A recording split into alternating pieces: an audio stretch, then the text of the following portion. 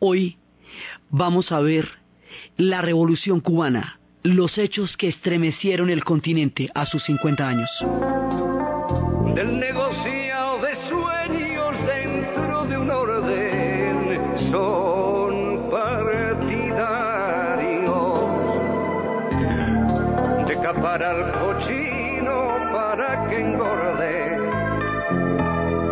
Hay utopía, cabalgadura que nos vuelve gigantes. En estas épocas de la posmodernidad, cuando las utopías han desaparecido en este momento de la historia, están, digamos, latentes, es difícil imaginar cómo eran las pasiones que se desataban en la mitad del siglo XX, cuando una cantidad de ellas estuvieron conviviendo con la cultura y con la historia. Todas las revoluciones tienen un periodista que es el que cuenta qué pasaron. La Revolución de Octubre la narró John Reed, la Revolución China la narró Edgar Snow. El caso de la Revolución Cubana es un periodista llamado L. Matthews, que iba al encuentro en el 16 de febrero de 1957 de lo que iba a ser el reportaje de su vida. Lo había contactado un movimiento que se llamaba Movimiento 16 de Julio, y él, como corresponsal del New York Times, va a hacer reportaje con ellos y lo publica. Salen 3 artículos ante la opinión pública norteamericana en donde se habla de unos barbudos que están en la Sierra Maestra y que dice que ellos estos barbudos están luchando en ese momento contra una dictadura que ya lleva 30 años, además que ya en ese momento la dictadura está muy descompuesta, porque fueron 10 años de dictadura de Machado, 26 años de dictadura de Batista, una dictadura, digamos, mucho más ensombrecida en la medida en que tiene tantos lazos con la mafia y en la medida en que se sustenta sobre una base de corrupción que era lo que le daba pues todo el piso político era la corrupción. Entonces, este periodista presenta a estos barbudos que decían que ellos no, hablaban del movimiento que por lo cual ellos se llamaban así porque habían intentado tomarse un cuartel, que era el cuartel de Moncada. En el intento de toma, el intento pues no se pudo lograr, hubo muchos muertos, muchos heridos, fue muy costoso. Lo sometieron a juicio, ahí sometieron a juicio a un joven abogado que se llamaba Fidel Castro, que después fue absuelto, se fue para México y recuperó fuerzas y volvió. Normalmente en las islas es muy difícil hacer oposición porque ¿dónde? No es que no hay dónde esconderse, la gente hace la oposición desde afuera y regresa. Entonces, esta gente del 26 de julio, del movimiento 26 de julio, contrata al periodista, lo contacta, él hace los reportajes.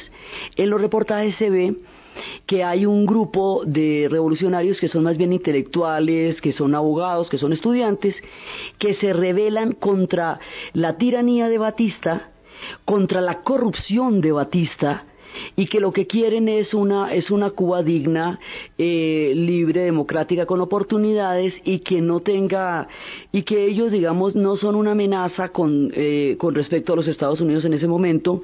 Y el artículo va a generar una simpatía en la opinión pública norteamericana, que a la vez empieza a ver el régimen de Batista como un régimen insostenible. Al verse como un régimen insostenible, empiezan a quitarle el apoyo a Batista. Batista, sin ese apoyo y en el grado de descomposición tan flagrante en que andaba ya su dictadura, empieza a erosionarse, ese régimen empieza a desmoronarse. Entonces resulta que la gente que había hecho la toma de Moncada y que después había tenido que salir al exilio, los que fueron absueltos en el juicio, los otros murieron o fueron torturados en el proceso también, van a reunir un poco de fuerzas y van a intentar otro desembarco. Ese desembarco se va a hacer en un buque que se conocerá como el Granma, que es además el nombre del periódico de la prensa de Cuba, es el Granma, por ese buque que se vuelve pues parte de la leyenda.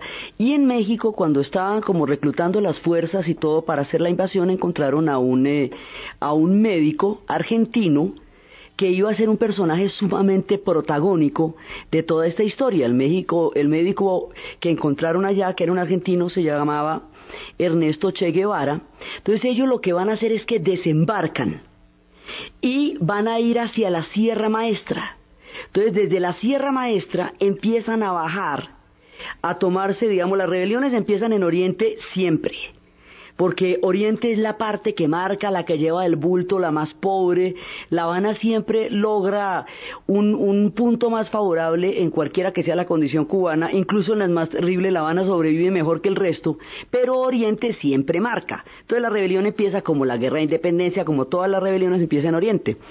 Entonces ellos van a llegar hasta la Sierra Maestra y la idea es que cuando ellos bajen de la Sierra Maestra van a tomarse el poder. Esa es como la idea de cómo se va a hacer esta revolución. Ellos van a estar en la Sierra Maestra y mientras están en la Sierra Maestra el régimen de Batista se erosiona rápidamente porque no tiene quien lo sustente ya, y la guardia, el ejército, no está dispuesto a morir defendiendo un régimen que no tiene ninguna presentación, porque eso era un garito. Entonces se van a presentar unos enfrentamientos en los cuales se descompone, digamos, ahí no hay un ejército que esté en condiciones de respaldar ese régimen, y rápidamente ellos van tomándose el poder. Entonces la columna que dirigía Ernesto Che Guevara se va a tomar una población que se llama Santa Clara. Como hemos visto, toda la historia de Cuba está cantada. Si la historia de Cuba está cantada a nivel de los sones, a nivel de lo que va a ser toda la santería está cantada en los cantos santeros, la independencia está cantada en el punto cubano, todo lo que hemos visto está cantado. Este proceso de revolución va a tener su propia canción, que va a ser específica y a la medida de esta parte de la historia cubana.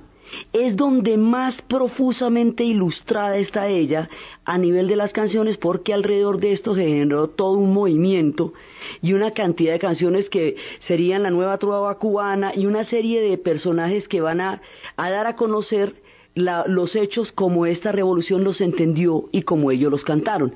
El episodio de Santa Clara va a ser conocido, sobre todo en América Latina, por una canción de Carlos Puebla, que se llama Hasta Siempre, donde relata esto. Desde la histórica altura, donde el sol de tu bravura le puso cerco a la muerte, aquí se queda la clara, la entrañable transparencia de tu querida presencia, comandante Che Guevara.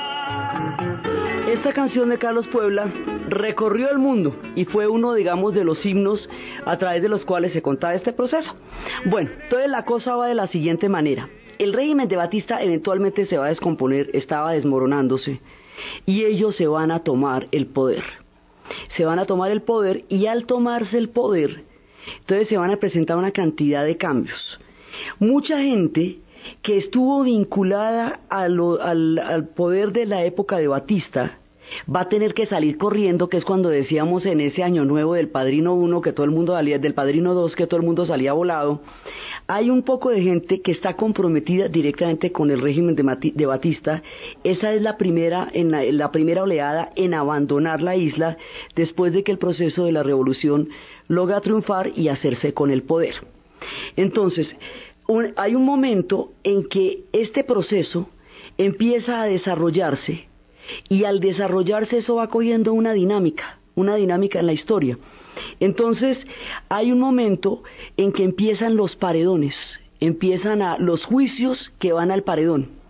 Cuando los juicios terminan en el paredón, en Estados Unidos empieza a producirse una fuerte crítica, porque dice que esos paredones son linchamientos legales y que no tienen un orden jurídico y que van contra los derechos de las personas a ser juzgados. Entonces hay una crítica muy fuerte por parte de los Estados Unidos al paredón.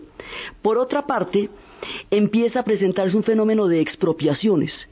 Las expropiaciones y las indemnizaciones hacen que muchos de los antiguos propietarios consideren que la plata que les han dado por indemnización no es suficiente, y eso le pisa los callos a muchos de los intereses que los Estados Unidos tenían en la isla.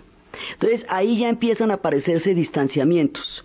En la medida en que esos distanciamientos se van dando, Estados Unidos le va quitando el apoyo a este proceso. Entonces, en la medida en que le quite el apoyo a este proceso, lo va aislando, Cuba va quedando aislada poco a poco, en la medida en que esto se va profundizando. Cuando se vaya aislando, en el contexto de la Guerra Fría, se empiezan a dar las condiciones para que la Unión Soviética empiece a avanzar por entre esta situación. De acuerdo con las conferencias de Potsdam y Yalta, las zonas de influencia no se tocan. Estados Unidos tiene la América Latina y en Rusia, la Unión Soviética tiene lo que va a ser la Europa Oriental, y ahí no se mete nadie. Pero esta es una circunstancia en la que Cuba va a quedar poco a poco, va a perder todo el respaldo de los Estados Unidos, hasta que finalmente va a tener un pronunciamiento en el cual decide que va a buscar, digamos, que se considera simpatizante de la Unión Soviética. Eso está pasando en ese momento en una cantidad de procesos de descolonizaciones o de revoluciones, digamos, eso está pasando en Egipto con lo que va a ser Nasser, eso está pasando en todo el surgimiento del tercer mundo, de la conferencia de Bandung. La idea de los no alineados era no quedar en ninguna de las dos partes de la Guerra Fría, pero el socialismo como doctrina parece ser una solución a una cantidad de problemas sociales y de iniquidad del ingreso, que en ese momento hace que muchos de estos pueblos, como el socialismo se identifica es con la Unión Soviética porque ese fue el que ganó. Originalmente era una doctrina hecha para Alemania e Inglaterra, que se basaba en la idea de que tenían muchísimo que repartir, y si usted llegaba y lo repartía, pues alcanzaba para todo el mundo. Pero resulta que el socialismo va a triunfar en Rusia, donde no había ese nivel de riqueza, y va a triunfar en las sociedades más pobres, donde la repartición es sobre la alacena vacía. Entonces eso va a tener unas características muy diferentes a las cuales se diseñó. Marx la había diseñado, era para el caso de Inglaterra y el caso de Alemania, que eran sociedades muy ricas y que tenían una acumulación muy grande. Como no triunfó sino en Rusia, entonces eso no se sabe cómo sería de otra manera, sino cómo fue en Rusia. En la geopolítica de la Guerra Fría, cuando Cuba se declara simpatizante de la Unión Soviética, en ese momento los Estados Unidos ahí sí la va a bloquear, y hay un momento en que Khrushchev, envalentonado, le dice que las grandes refinerías de Cuba, que están en manos de la Texaco, de la ESO, que van a refinar petróleo ruso, que eso ya es pasarse de toda pasadez, porque ¿cómo van a refinar las refinerías norteamericanas el petróleo ruso en plena Guerra Fría? Pues esto es una provocación. Entonces ya en ese momento se produce una ruptura, y eso más adelante se va a producir un bloqueo continental, y al declarar el bloqueo, a través de la OEA, declarar el bloqueo contra Cuba, Cuba queda arrojada en brazos de la Unión Soviética, y la Unión Soviética se muere de la dicha, mucha, la felicidad, porque imagínense, eso es la papaya más grande de la historia. De otra manera ellos no se hubieran podido meter allá por los acuerdos de la Guerra Fría, nunca. Entonces ellos empiezan a subsidiar, empiezan a darle, digamos, a crear una economía en la cual ellos le den mucho apoyo a Cuba, porque ahí sí, como dicen en una propaganda, tener una isla comunista a 90 millas de Miami no tiene precio. Entonces Cuba se muere, de hecho Cuba no tiene más remedio. En el momento en que empezó a inclinarse hacia la Unión Soviética, como estaba pasando en todos los procesos de descolonización y en los procesos de grandes cambios en esa época, en ese momento Estados Unidos la va a bloquear, y cada vez que la bloquea, la va poniendo más y más en manos de la Unión Soviética. Si era o no comunista en un principio esta revolución, eso nadie lo sabe. Unos dicen que sí, que esa era la idea, y otros dicen que fue la dinámica de la Guerra Fría la que le dio ese rumbo, pero el asunto fue que así fue. Entonces, dentro de ese proceso de viraje hacia la Unión Soviética, hay un combo de gente que hizo la revolución, pero que no necesariamente eran comunistas, que tenían un proyecto contra Batista, pero que no necesariamente era prosoviético. Entonces, otra oleada de gente que sale son los que hicieron la revolución, pero no están de acuerdo con las condiciones que la revolución está asumiendo ahora, y esos también salen. De una u otra manera, mucha gente va saliendo para Miami. Unos porque fueron de la primera oleada en el momento de las expropiaciones, otros porque no están de acuerdo con el rumbo que han tomado los acontecimientos, y va a surgir una cultura paralela. La relación entre la Cuba de Miami y la Cuba de la isla, los cubanos de Miami y la Cuba de la isla, va a ser una relación entre siameses, porque es una relación muy difícil, pero es una interacción, se necesitan los unos a los otros. Entonces los Estados Unidos va a aprovechar a los cubanos que lleguen a Miami, les va a dar un estatus especial, les va a dar la visa y los va a considerar parte de un mundo libre, y van a ser parte de la cuota política de los Estados Unidos contra Cuba. Y Cuba, a 90 millas de Miami, va a ser la cuota de la Unión Soviética en la Guerra Fría contra los Estados Unidos, y ahí es cuando la Guerra Fría les cae encima como un piano de cola, porque en ese momento ya el proceso propiamente cubano se va a ver metido dentro de un bloque, dentro de un orden histórico enorme que es la Guerra Fría, y coge la dinámica de la Guerra Fría. Entonces, en la dinámica de la Guerra Fría pasa lo siguiente. Eisenhower había autorizado una operación de la CIA, que en ese momento andaba dando golpes de Estado por todos lados. Había hecho un golpe en Guatemala y había intervenido y había tumbado un proceso de reforma agraria. Había hecho un golpe de Estado en Irán, donde se había planteado una nacionalización del petróleo y había quitado del poder a Mossadegh, que era un reformador, para volver a poner al Shah de Irán, y andaba poniendo y quitando gobiernos en estas operaciones que en Misión Imposible era: buenos días, señor Phelps, su misión, si usted decide aceptarla, es derrocar tal gobierno, y como siempre, si usted o alguno de sus integrantes resulta capturado o muerto, nuestro gobierno negará tener conocimiento de sus actos. Entonces el señor Phelps, allí esta grabación se autodestruirá en 5 segundos.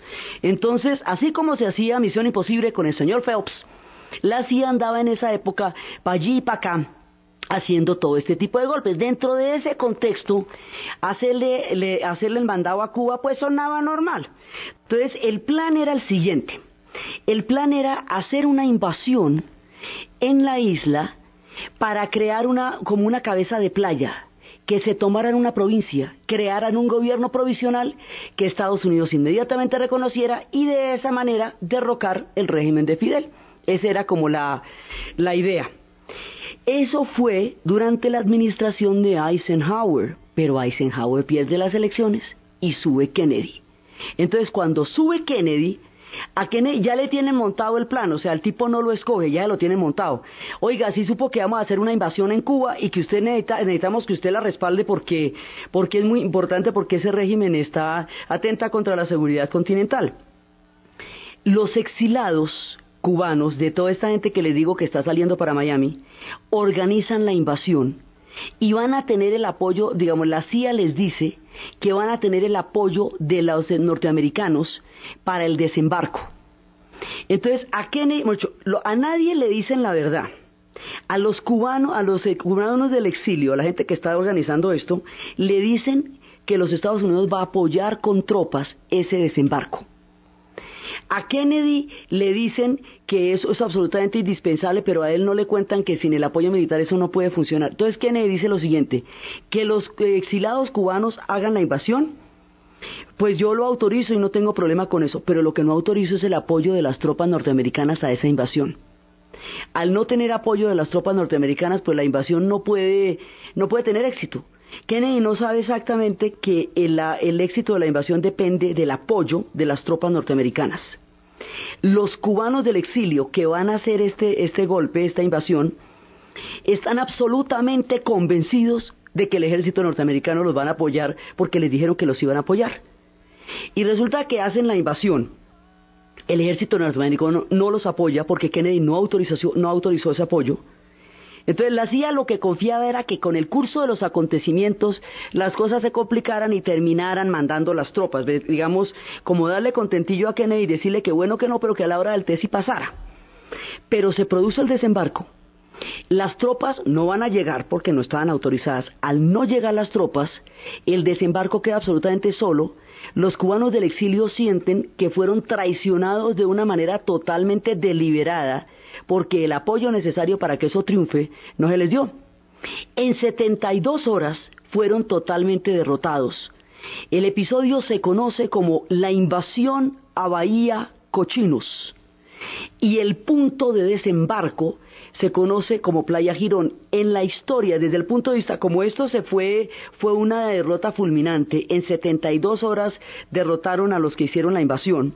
Entonces, en ese momento, la Revolución Cubana se fortalece con este triunfo, y lo van a contar de la siguiente manera, porque ellos van a tener, a través de las canciones, a través del movimiento de la nueva trova cubana, que van a ser Silvio Rodríguez, Pablo Milanés, Noel Nicola, Vicente Feliu, van a ser muchos otros. Eso es todo un movimiento. Ellos van a dedicarse a cantar a la revolución. En ese momento la música es específicamente a la medida de lo que está pasando. La manera, entonces, esto es visto desde muchos puntos de vista. Desde el punto de vista de Kennedy, es un fracaso político terrible, que no solamente le va a costar muy caro, sino que va a hacer que cuando se presente el siguiente incidente, que es la crisis de los misiles, él tenga que tomar una posición absolutamente radical para poder de alguna manera neutralizar el fracaso de Bahía Cochinos. Según la película de John F. Kennedy, esa es una de las razones por las cuales lo pudieron haber matado, porque el grupo de exilados quedó totalmente resentido con él. En la película de John F. Kennedy dicen que lo pudieron haber matado los exilados cubanos, o los demócratas del sur por el movimiento por los derechos civiles, o la misma CIA, o por la cantidad de historias en las que se metieron. El asunto es que para ellos fue un costo político muy alto. Para los cubanos del exilio fue una traición, y para los cubanos de la isla fue un gran triunfo. Este triunfo lo van a ilustrar con una canción que hizo Silvio Rodríguez, que se conoce con el nombre de Playa Girón.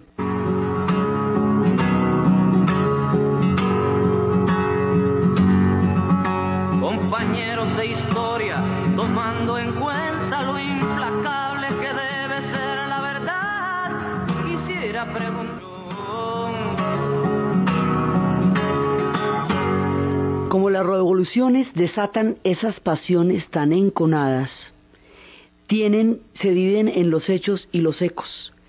Desde el punto de vista de los hechos, esto fortaleció la Revolución Cubana, demostró que tenía un apoyo interno muy grande, porque fue mucha gente la que salió a apoyar la revolución y a dar la pelea para que la invasión no pudiera triunfar.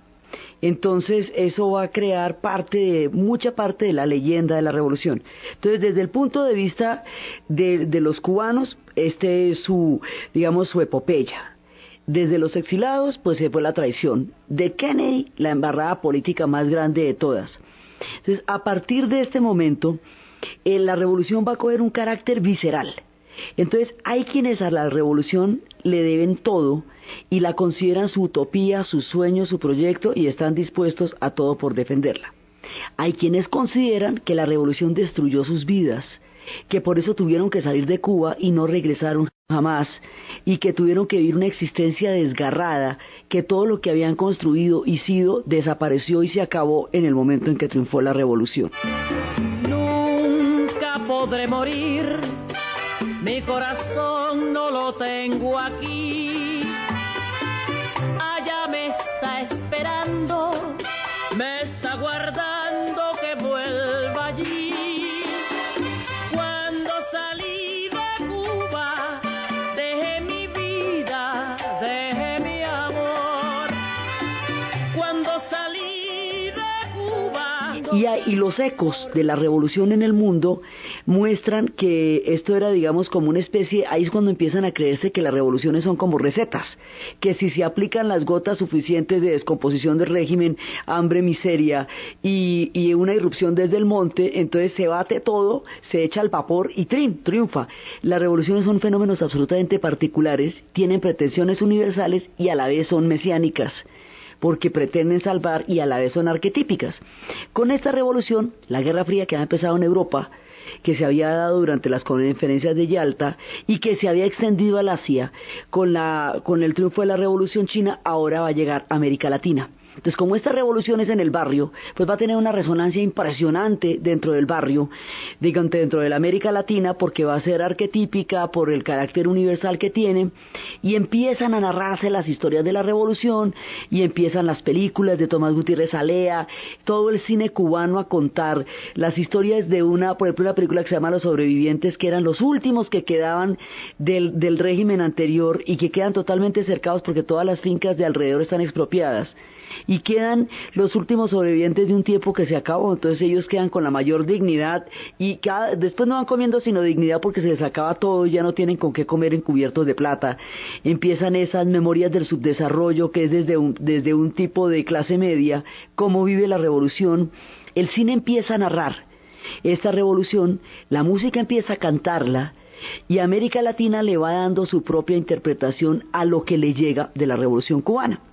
Entonces esto tiene un primer periodo que es el periodo heroico, digamos que va desde el 62 hasta el 68, que es cuando se cree que todo es posible, digamos, es el tiempo de la utopía y es el tiempo más mesiánico de toda la revolución y es cuando se cree que todo se va a poder lograr con la fuerza del espíritu. En esa época es cuando la figura del Che Guevara va a tener una resonancia importantísima, se va a convertir en un ícono del concepto de la revolución mundial, se van a volver cualquier cantidad de camisetas, él va a ser, digamos, como la figura, el ícono de esta revolución va a ser la figura del Che Guevara. En esa época a él le van a dedicar una canción, Silvio Rodríguez se la va a dedicar, que se llama La Canción del Elegido, y es dedicada al Che Guevara. Nació de una tormenta, en el sol de una noche el penúltimo mes.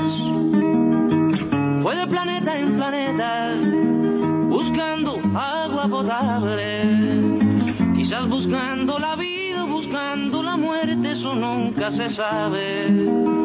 Quizás buscando siluetas o algo semejante que fuera adorable, o por lo menos querible. Esta figura del Che Guevara va a ser, digamos, el modelo de exportación que el mundo va a conocer. Y él va a ser el embajador y va a ser, digamos, el embajador ante el mundo de esta revolución y va a ser el que va a desarrollar toda una teoría a partir de la experiencia cubana, una teoría de que esa experiencia repetible en todos los demás lugares, basado también en lo que estaba pasando en ese momento en la guerra de Vietnam, que era a través también de del esquema de las guerrillas. Entonces él contaba esas historias, estuvo en la conferencia de Punta del Este y era una época en que esto tenía un significado muy fuerte porque se estaban empezando a dar esos fenómenos históricos en los que se consideraba el tercer mundo y él va a ser como el adalid de esa mirada de lo que estaba pasando. Entonces, por un lado, está consolidándose la revolución. En la medida que se va consolidando, eso se va volviendo legendaria. Los ecos van recorriendo América Latina y el Che Guevara se va a convertir en el ícono. Por el otro lado, la Guerra Fría se va haciendo cada vez más fuerte y más tensa, y cuando la Unión Soviética se atreve a poner misiles nucleares en la isla de Cuba y los Estados Unidos se la pilla, esto es un ajedrez, les ponen los misiles nucleares porque los Estados Unidos había puesto misiles nucleares en Turquía, que queda en las barbas de la revolución de la Unión Soviética. Así que ellos en represalia la ponen en Cuba. Después del antecedente de la invasión a Bahía Cochinos, Kennedy no podía permitirse otro fiasco político. Además, él no había mandado al ejército en pleno a respaldar la invasión, era porque quería otro tipo de política para América Latina, que era el contexto de la Alianza para el Progreso. Quería una política que fuera mucho más, digamos, de una especie de plan Marshall, de apoyo económico que de apoyo en armas. Entonces, por eso, desde su administración y lo que pensaba hacer, una invasión de estas no le cuadraba mucho, y menos el apoyo norteamericano. Como no dio el apoyo, esa fue una de las razones fundamentales del fracaso, y el costo político para Kennedy fue altísimo. Cuando descubren los misiles en las bases cubanas, en ese momento Kennedy se pone inflexible porque tiene detrás el fantasma de la invasión a Bahía Cochinos. Entonces es cuando le dice, donde no retiren eso, hay bomba nuclear. Y aquí, mejor dicho, nos vamos a las malísimas. Toda la Guerra Fría se trataba de evitar que el enfrentamiento se diera directamente entre potencias. Entonces dio una solución, dijo, mire, yo voy a poner una barrera, un límite marino. Si ustedes lo cruzan, hay bomba nuclear. Y eso fue uno de los momentos absolutamente demenciales de la Guerra Fría, en que estuvimos a punto de que estos llegaran y botaran la bomba nuclear, hasta que los rusos se retiran. Los rusos se retiran, retiran los misiles de allí, los retiran. Pero entonces se produce una promesa, bueno, nosotros lo retiramos, pero ustedes nos prometen que no van a invadir a Cuba nunca. El Tratado Khrushchev-Kennedy. Entonces Cuba queda convertida en uno de esos puntos de la Guerra Fría que no se pueden tocar. Así como no se podía tocar Taiwán, como no se podía tocar el muro de Berlín, tampoco se podía tocar de aquí en adelante Cuba. No la pueden invadir porque así quedó pactado en la Guerra Fría, y a los 6 meses Estados Unidos retira los misiles del lado de Turquía para que no quedara como tan ahí mismo. Y esa crisis, digamos, fue serísima, y a medida que van pasando estas crisis, de todas maneras Cuba se va centrando más y más y más en el mundo de la Unión Soviética. Entonces eso está pasando en el mundo por un lado, y por otro lado los Estados Unidos le dice a la Unión Soviética, ustedes no pueden permitir que el modelo de la Revolución Cubana se vuelva un modelo de exportación. Entonces ellos les dicen a Cuba, las tropas suyas no se van a desembarcar en América Latina, porque me pongo en problemas con Estados Unidos. Las tropas irían a otro lado, irían al África. Eso, digamos, está pasando por un lado. Por otro lado, al interior de Cuba, además que cuando retiran los misiles, los soviéticos, no le dicen nada a Castro. Entonces Fidel Castro dice, ve que tan raro, no me comentaron, o sea que aquí van y vienen y hacen lo que se les da la gana, y yo aquí ni pincho ni corto. Digamos, eso es un precedente complicado de cómo iban a ser en el futuro las relaciones entre Cuba y la Unión Soviética, y es cuando la cultura más lacerante, esa cultura rusa que es tan dura, que es tan fuerte, que es tan profunda, que es tan emocional, que es tan trágica, esa cultura de Alyosha Karamazov, de los hermanos Karamazov, de Dostoyevsky, de Tolstoy, vierte en el pueblo más guarachero del Caribe y entra donde está la rumba, ¿sí? Y eso se va a producir una fusión cultural muy rara, porque no hay pueblo más distinto que esa alma tan supremamente profunda y doliente de la Unión Soviética con el alma, el espíritu caribeño, antillano, guarachero de Cuba, y así van a quedar las cosas. Entonces se va a dar un socialismo tropical, que es el que va a tener Cuba. Por un lado. Por otro lado, la idea es que metiéndole la ficha a esto, el voluntarismo, el hombre nuevo, pudiendo trabajar, es que se va a sacar adelante, que la mano de obra, la voluntad y la conciencia política mueven montañas, y por sí solas van a ser capaces de lograr las metas de producción que necesita Cuba para tener un proyecto económico viable. Entonces esto se va a poner alrededor de la zafra. La zafra va a ser la esperanza total, todo el mundo se va a cortar caña, y la idea de que la sola voluntad va a ser capaz de transformar la economía cubana se expresa en la introducción que hace Silvio Rodríguez cuando sueña con serpientes y cita a Bertolt Brecht. Hay hombres que luchan un día y son buenos. Hay otros que luchan un año y son mejores. Hay quienes luchan muchos años y son muy buenos, pero hay los que luchan toda la vida. Esos son los imprescindibles. Bertolt Brecht.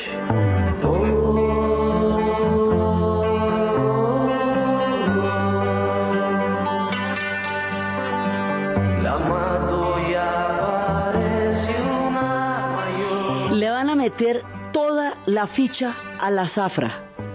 Van a tratar de probar que con la sola mano de obra es capaz de salir adelante el proyecto, y este es un tiempo en que, como viene la gran campaña de alfabetización, viene la época de las brigadas de salud, entonces empiezan a presentarse una cantidad, digamos, de mejoras sustanciales en cantidades de población que estaba excluida de la salud, de la vivienda, de la educación. Entonces este es un periodo en que hay una fe impresionante en que esto va a salir adelante. Es un periodo, el periodo utópico, el periodo romántico, donde piensan que con las solas ganas y con la sola fuerza van a sacar adelante, con la fuerza del espíritu, el proyecto. Era en lo que Serrat habla de la utopía. Hay utopía incorregible que no tiene bastante con lo posible. Hay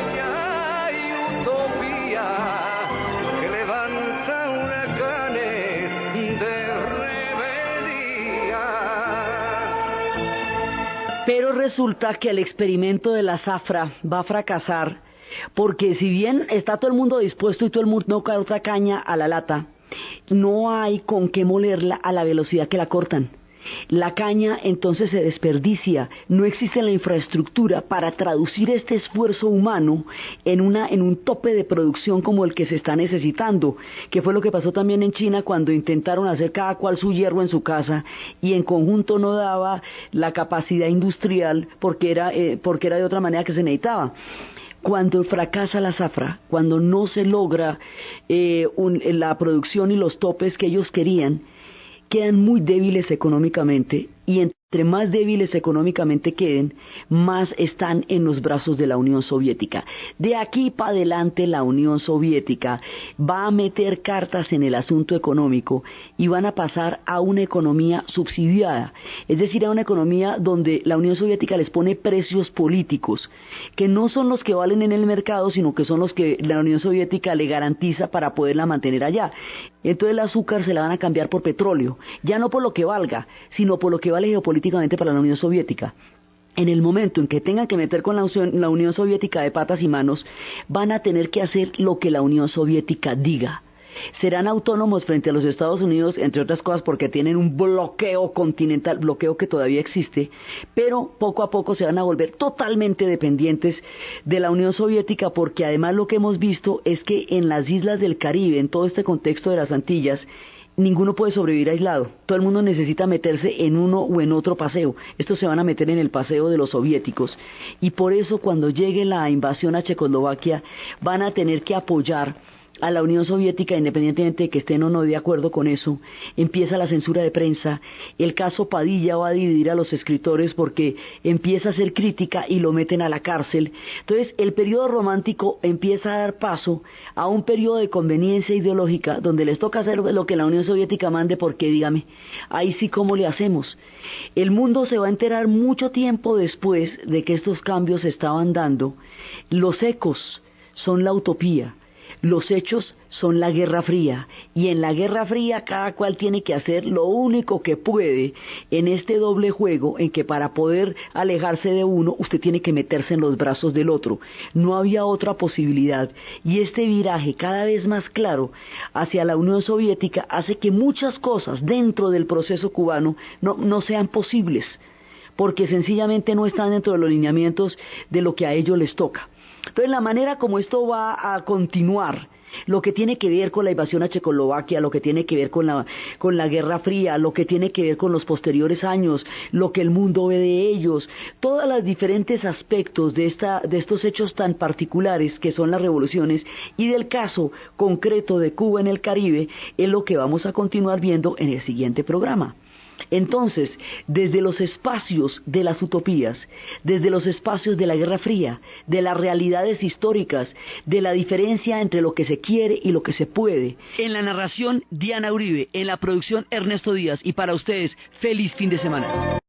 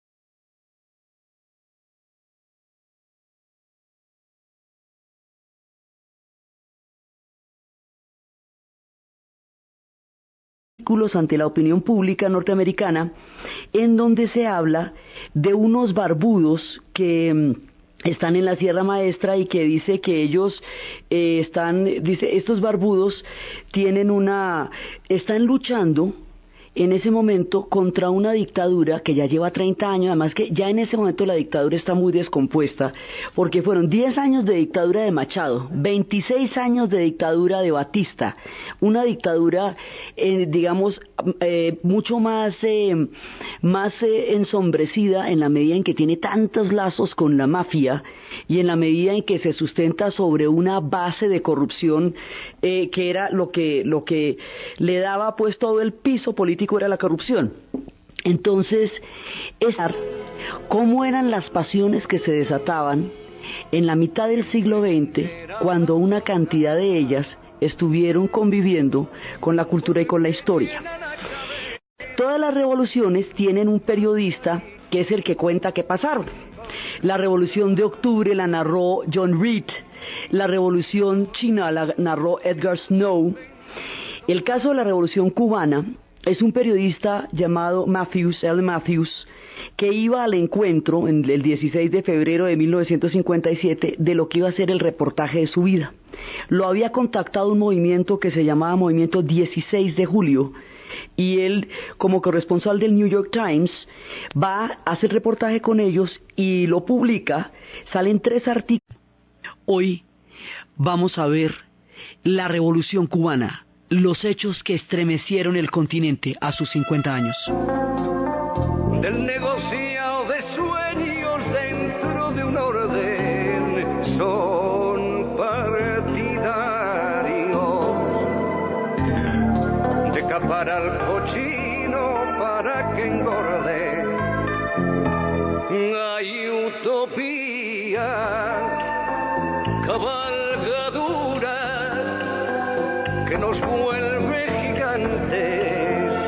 En estas épocas de la posmodernidad, cuando las utopías han desaparecido en este momento de la historia, están, digamos, latentes, es difícil imaginar que hay un grupo de revolucionarios que son más bien intelectuales, que son abogados, que son estudiantes, que se rebelan contra la tiranía de Batista, contra la corrupción de Batista, y que lo que quieren es una Cuba digna, libre, democrática, con oportunidades, y que no tenga, y que ellos, digamos, no son una amenaza con respecto a los Estados Unidos en ese momento.